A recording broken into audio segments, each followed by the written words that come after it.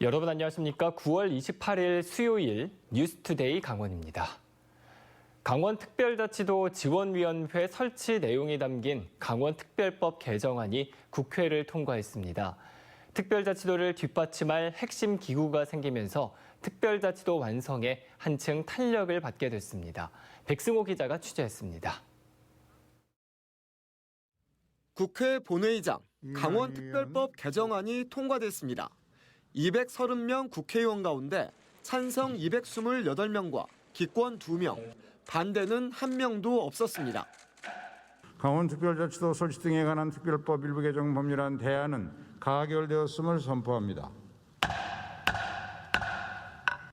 이 법안에는 국무총리 소속으로 강원특별자치도 지원위원회를 둔다고 명시됐습니다. 국무총리가 위원장을 맡고 위원은 30명까지 둘 수 있습니다. 위원장이 국무총리다 보니 강원도를 위한 각종 특례를 만드는데 정부 각 부처의 의견이 효율적으로 조정될 수 있습니다. 강원도를 위한 법률 제정도 훨씬 수월해집니다. 제주도의 경우 지원위원회를 통해 제주특별법 조항이 481개로 불어났습니다. 이처럼 지원위원회는 강원도가 특별한 지위를 갖는데 꼭 필요한 핵심 기구입니다. 노영호와 허영 의원이 각각 개정안을 대표 발의했고 여야 모두가 지원 사격을 아끼지 않은 결과입니다. 또 같이 힘을 실어주니까 이게 뭐 국회와 강원도가 어떤 원팀 정신으로 이뤄낸 그런 쾌거가 아닌가. 지원위원회 설치라고 하는 아주 알맹이를 씨앗을 심는 그런 의미가 있다고 봐야 되겠습니다. 강원특별자치도 완성에 큰 산을 넘은 만큼 앞으로는 18개 시군 특성에 맞는 특례 발굴과 강원특별자치도의 비전 마련이 중요해졌습니다. 특히 우리 바이오, 그런 건강, 헬스케어 같은 그런 거에 대해서 우리가 좀 앞으로 미래 비전으로 좀 제시를 해줬으면 좋겠습니다. 강원도가 많이 가지고 있는 수려한 자연 환경을 정체성을 가지고 그걸 또 동력화해가지고 특별자치도법이 풍성해지는 그러한 비전, 정체성을 가져나갔으면 좋겠습니다. 또 정부가 강원특별자치도 지원위원회를 제주, 세종 지원위원회와 통합할 계획을 갖고 있어 이에 맞는 대응책 마련도 중요해졌습니다. 강원특별자치도 정식 출범이 내년 6월 11일입니다. 지원위원회는 이보다 앞선 내년 초쯤 설치됩니다. 강원특별자치도 완성까지 남은 시간이 그리 많지 않습니다. MBC 뉴스 백수호입니다. 민선 8기 원주시정의 최우선 과제인 삼성반도체 유치 전략에 실효성과 구체성이 떨어진다는 지적이 나왔습니다. 지난 선거에서 이 공약을 앞세워 당선이 됐지만 실제 유치를 위한 준비는 턱없이 부족해 실천 의지가 있는지 의심받고 있습니다. 권기만 기자가 보도합니다. 원주시의회 시정 질문. 삼성 반도체 공장 원주 유치를 위한 경쟁력 확보 전략을 묻는 질문에 대한 원강수 시장의 답변입니다. 삼성 반도체가 평택 이외 지역에 공장을 추가로 건설한다는 정보는 확인된 바 없습니다. 경쟁 도시의 장단점 분석과 공장 입지 경쟁력 강화에 대하여는 아직 조사에 착수하지는 않고 있으며 삼성 반도체만을 특화된 교섭 방안은 특별히 없습니다. 유치 기한은 끝이 없다고 봅니다. 시정 질문에 나선 광문군 의원은 원 시장의 핵심 공약이자 최우선 시정 과제로 내세우고 있는 반도체 공장 유치 전략에 실효성이 떨어진다며 우려를 나타냈습니다. 공약이라는 것이 실현되지 못하면 표심을 잡기 위한 선심성 공약으로 오해받기도 하고 이 공약 때문에 시장임을 선택한 유권자들이 실망감을 넘어서 불신으로까지 이어질 수 있음에도 불구하고 원주시는 삼성 반도체 등 기업 유치를 위해 민간 투자 유치 자문위원 9명을 위촉했는데 적절성 논란도 일고 있습니다. 원주의 대학에서 교수 1명씩 모두 5명에 경제계 대표, 회계 전문가, 퇴직 공무원 등이 포함됐는데 원주시가 공개한 자료를 보면 대표성은 있지만 삼성 반도체와의 연결고리를 찾기는 어렵습니다. 특히 해외에서 호텔을 운영한다는 부동산 업체 대표이자 지난 선거에서 원 시장의 후원 회장을 맡았던 인물은 그나마 대표성에도 의문이 제기됩니다. 아직 초반이긴 하지만 민선 8기 원주시정의 핵심 공약이자 최우선 시정 과제인 삼성 반도체 공장 유치와 관련해 원주시가 제대로 된 로드맵도 내놓지 못하면서 실현 가능성뿐만 아니라 실현 의지까지도 의심받고 있습니다. MBC 뉴스 권기만입니다. 시멘트 공장 주변 피해 지역에 대한 사회 공헌 사업으로 상생 발전 기금이라는 게 지난해부터 지원되고 있습니다. 그런데 강릉 옥계 지역에서는 별도의 기구가 만들어져 기금을 사용하면서 논란이 일고 있습니다. 김영호 기자가 취재했습니다. 강릉 옥계역 앞에 시멘트 기금이 잘못 사용되고 있다고 주장하는 현수막이 걸렸습니다. 시멘트 공장 주변 지역 주민들에게 모두 나눠져야 할 기금이 선심성 행사와 특정 단체에 편중되고 단체 운영 유지비 등에 부적절하게 쓰였다는 겁니다. 주민한테는 30%밖에 안 되고 나머지는 자기네들 집단 이런 단체 이런 데다 다 사용했더라고. 이건 아니잖아요. 시멘트 상생발전 기금은 시멘트 업체의 생산량에서 톤당 500원을 사회공헌기금으로 지원하는 제도입니다. 한라시멘트에서 올해 강릉 지역에 지원한 기금은 29억 5천만 원인데 기금의 70%는 옥계면, 30%는 강릉시에 배분됐습니다. 시멘트 관련 기금관리위원회가 이곳 옥계 지역에 별도로 만들어지면서 논란이 커지고 있습니다. 강릉 옥계 지역에 배분되는 20억여 원 가운데 전체 주민에게 1인당 20만 원씩의 농협 상품권, 20개 마을 등에 총 8억여 원이 지원됐습니다.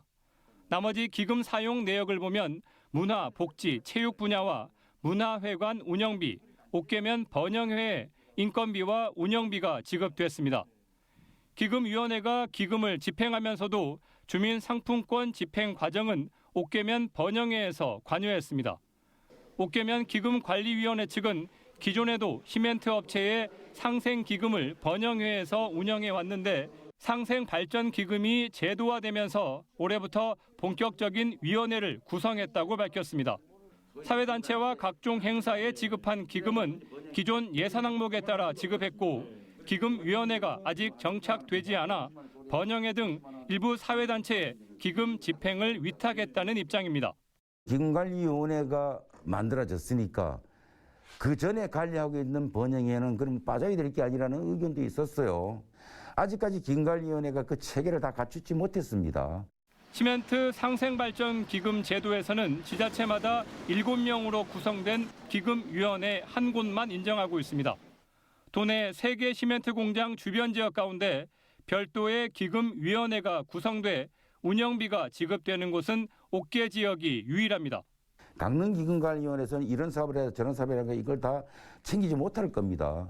기초적으로 예산을 수립을 하고 돈을 관리하고 하는 데는 체제상에는 두라고 할 수는 없지만은 이 면의 안녕을 위해서 이 기금의 또 투명성을 위해서는 자체적으로 위원회가 만들어지는 것은 바람직스럽고 또 옥계 지역 기금위원회는 강릉시 기금위원회 등의 절차에 따라 정당하게 기금을 집행하고 있다고 밝혔습니다. MBC 뉴스 김영호입니다. 환경미화원이 동네 축제 위원장을 맡은 게 이른바 이해충돌이 일어나는 겸직일까요? 원주시설관리공단은 금지되는 겸직에 해당한다며 환경미화원 중징계 절차를 밟고 있습니다. 공단 입사 이후 해당 축제는 단 한 번도 열리지 않았다고 합니다. 이병선 기자입니다. 원주시 시설관리공단에서 환경미화 업무를 하고 있는 조한경 씨는 최근 회사로부터 직위 해제를 당한 채 징계를 기다리고 있습니다. 조 씨는 소금산 그랜드밸리 일대에서 매년 열리는 섬강축제의 준비위원장을 지난 2019년까지 맡았는데 이것이 공단 직원의 겸직금지 규정에 어긋난다는 이유입니다. 조 씨는 공단에 입사한 이후로는 자신의 임기가 아니었을 뿐 아니라 맞다 하더라도 겸직 허가를 받아야 하는지 의문을 표하고 있습니다. 지역의 자생적인 봉사 활동까지도 겸직 허가를 받아야 된다라면 일거수 일투족들을 다 공단에다가 보고하고 허가받고 해야 되는 상황이기 때문에 이건 심각하게 세상을 침해할 우려가 있다라고 보여집니다. 그래서 관련법에 따르면 지방공기업의 임직원은 영리 업무를 할 수 없고 영리 업무가 아니어도 이사장의 허가를 받아야 겸직할 수 있습니다. 임직원의 겸직으로 인한 이해 충돌을 막고 직무 능률이 떨어지는 걸 막기 위해서입니다. 하지만 조 씨의 업무는 환경 미화이기 때문에 섬강 축제와 이해 충돌 가능성이 매우 낮고 2018년 이후 축제가 열리지 않았기 때문에 2020년 입사한 조 씨의 업무 능률이 떨어졌다고 보기도 어렵습니다. 공단 인사 내규에 따르면 겸직 의무 위반은 최소한 정직 이상의 처분이 나오는데 신고를 하지 않았다는 이유로 중징계를 받게 되는 셈입니다. 이와 관련해 공단은 절차적 하자가 있기 때문에 징계를 올렸다며 이미 수차례 겸직 신고를 하라는 권고가 있었고 하지 않을 경우의 불이익도 조 씨가 알고 있었다고 밝혔습니다.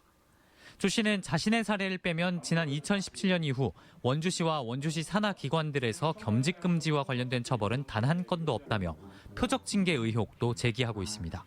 MBC 뉴스 이병선입니다. 강원도는 지난 8월 집중호우로 피해가 발생한 시설의 항구 복구를 위한 특별 교부세로 153억 원을 확보했다고 밝혔습니다.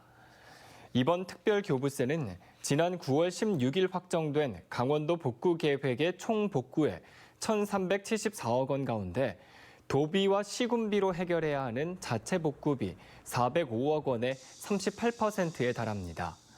지역별로는 홍천 14억 원, 횡성 51억 원, 강릉과 평창 등 4개 시군에 34억 원이 각각 투입됩니다. 강원도 농업기술원이 농촌진흥청 18개 시군과 함께 32개 장모 464개 농가를 대상으로 농산물 소득 조사를 실시한 결과 10아르당 소득이 식량작물 18%, 과수는 12%, 시설 채소는 11%, 특용작물은 4% 증가한 것으로 나타났습니다. 반면 바깥 채소와 화훼는 각각 28%, 56%가 감소했습니다. 특히 소득이 높은 작목은 고추와 파프리카, 아스파라거스 등 주로 시설 작물이었는데 10아르당 시설 고추는 975만 원, 파프리카가 807만 원, 아스파라거스는 737만 원으로 조사됐습니다. 또 바깥 작물 가운데는 블루베리가 492만 원, 포도 382만 원, 사과 298만 원 등 과수 소득이 높았습니다. 9월 강원 지역 소비자 심리 지수가 지난달보다 1.1포인트 오른 94.5를 기록하면서 2달 연속 상승했습니다. 가계 재정 상황 부문에서 생활 형편과 가계 수입 전망은 지난달 수준을 유지하거나 소폭 상승했지만 소비 지출 전망 지수는 지난달에 비해 2포인트 떨어졌습니다. 또 주택 가격 전망 지수는 지난달보다 8포인트 떨어진 77을 나타내면서 3개월 연속 집값 하락을 전망하는 소비자들이 많은 것으로 조사됐습니다.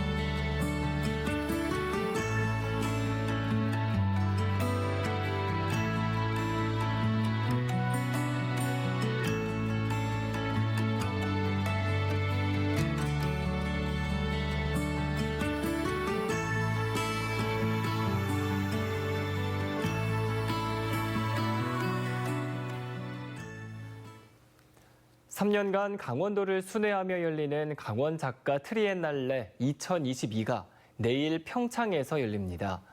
사공보다 많은 산이라는 주제로 열리는 트리엔날레는 29일 개막식을 시작으로 11월까지 평창 송어축제장과 진부시장, 게이트볼장 등 지역성을 띠는 공간 곳곳에서 펼쳐지며 강원도에 연고를 둔 작가 164개 팀의 작품 250여 점을 선보입니다. 이번 전시를 시작으로 내년도에는 강원 키즈 트리엔날레, 그 다음 해에는 국제 트리엔날레가 이어질 예정입니다. 강원도의 인구 10만 명당 자살자 수가 전국에서 가장 많고 암으로 인한 사망자는 전국에서 두 번째로 많은 것으로 나타났습니다. 통계청이 발표한 2021년 사망 원인 통계에 따르면 강원도의 인구 10만 명당 자살자 수는 27.3명으로 전국에서 가장 많았고 이어 충북과 충남 순으로 나타났습니다. 또 암으로 인한 사망자는 인구 10만 명당 91.8명으로 92.3명의 부산에 이어 두 번째였고 특히 대장암의 경우 인구 10만 명당 9.8명이 사망해 전국에서 가장 많았습니다. 강원도교육청은 4차 산업혁명과 인구 소멸에 대응하기 위한 직업계고 재구조화와 학과 개편 계획을 발표했습니다. 특히 내년에는 춘천 소양고에 반려동물 케어과를 신설해 활성화되면 반려동물 마이스터 고등학교로 승격할 계획입니다. 또 인제군 일반고를 강원 산림과학고로 전환하거나 인제지역 직업계 고등학교에 산림 마이스터 학과를 지정해 운영이 잘 되면 산림 마이스터 고등학교로 신설하는 방안을 추진하고 있습니다. 이와 함께 강원 애니고등학교에 방송예술 관련 학과를 신설합니다. 강원도 내 학교 도서관의 사서 교사나 사서 등 전담 인력 배치율이 절반 수준으로 나타났습니다. 국민의힘 김병욱 의원이 교육부로부터 제출받은 자료에 따르면 2022학년도 강원도 내 594개 초중고 학교 도서관에 사서 교사가 배치된 곳은 13.3%인 79곳뿐이고 235개 교는 공무직 사서가 배치돼 전체 학교 도서관 전담 인력 배치율은 52.9%였습니다. 사서 교사는 독서, 토론, 논술 같은 수업과 정보 활용 교육 진행이 가능하고 공무직 사서는 도서 대출, 반납 업무와 기자재 관리 등 운영만 담당합니다. 다음 달 1일부터 내년 3월까지 동해 최북단 북방어장에서의 조업이 한시적으로 허용됩니다. 속초 해경은 10월 1일부터 내년 3월 31일까지 고성 제진 동방 9km에서 64.8km 해상까지인 북방어장에서 강원도 내 근해 트롤과 근해 통발, 중형 기선 저인망 어선을 제외한 나머지 어선들에 한해 한시적으로 조업을 허용하기로 했습니다. 한편 지난해엔 모두 566척의 어선이 78일 동안 북방어장에서 조업했으며 안전사고는 한 건도 발생하지 않았었습니다. 춘천시가 민선 8기 시정 목표의 속도를 내기 위해 오는 29일 조직 개편에 따른 대규모 인사를 단행합니다. 춘천시는 핵심 공약인 최고의 교육도시 조성을 위해 교육도시과와 산학협력과를 신설하고 아파트 공급 안정을 위해 공동주택과를 새롭게 만듭니다. 또 세종사무소 파견자 5급 승격을 비롯해 83명을 승진 발령하고 춘천 서울사무소장을 포함해 92명을 신규 임용합니다. 원주시 투자 촉진 조례에 따라 중대규모 투자기업을 유치한 시민이 처음으로 성과금을 받게 됐습니다. 원주시는 경기도에 위치한 식품기업이 타 도로 이전한다는 소식을 듣고 지인인 대표를 설득해 기업도시로 이전을 성사시킨 김왕규 씨에게 감사패를 전달하고 성과금 200만 원을 지급할 예정입니다. 원주시 기업 및 투자 유치 촉진 조례는 중대규모 투자기업을 유치한 자에게 실투자액의 10,000분의 1을 최대 1,000만 원까지, 자문위원과 투자유치위원은 1,000분의 1 범위 내 최대 1억 원을 지급합니다. 인제군이 오는 2026년까지 재해위험지역 정비사업에 598억 원을 투입합니다. 행정안전부가 주관한 재해위험지역 정비사업에 선정된 인제군은 내년부터 4년 동안 재해위험지역 정비에 국비 299억 원과 도비 60억 원 등 598억 원을 투입한다고 밝혔습니다. 세부 사업으로는 풍수의 생활권 종합정비사업과 자연재해 위험 개선지구 정비사업, 급경사지 붕괴 위험지역 정비 등으로 태풍이나 집중호우로 인해 반복적으로 피해가 발생하는 취약지역을 집중적으로 정비합니다. 강원 홍천 인삼 한우 명품 축제가 오는 30일부터 나흘 동안 홍천군 도시산림공원 토리숲에서 열립니다. 3년 만에 대면 행사로 열리는 이번 축제는 인삼을 활용한 다양한 요리를 비롯해 떡매치기와 옛 농기계 체험, 인삼과 한우 경매 코너가 마련됩니다. 특히 올해부터 홍천 인삼왕과 한우왕을 선발해 시상하는 등 농민과 지역 주민, 관광객이 어울릴 수 있는 체육과 문화공연 행사가 이어집니다. 강원도 산림과학연구원이 오는 10월 8일부터 29일까지 강원도립화목원에서 국화 전시회와 함께 매주 토요일마다 벼룩시장을 엽니다. 이번 국화 전시회는 국화 5종, 10,000본을 분수광장과 산림박물관 중앙광장에 전시합니다. 이와 함께 매주 토요일 4차례 벼룩시장을 열어 액서사리와 방향제 등 수공예품을 판매하고 요술풍선 만들기와 페이스 페인팅 등의 행사도 함께 진행합니다. 또 도립화목원 메타세카이어 숲에서는 마술과 음악 공연도 열립니다. 이상으로 뉴스투데이 강원을 마칩니다. 함께해 주신 여러분 고맙습니다.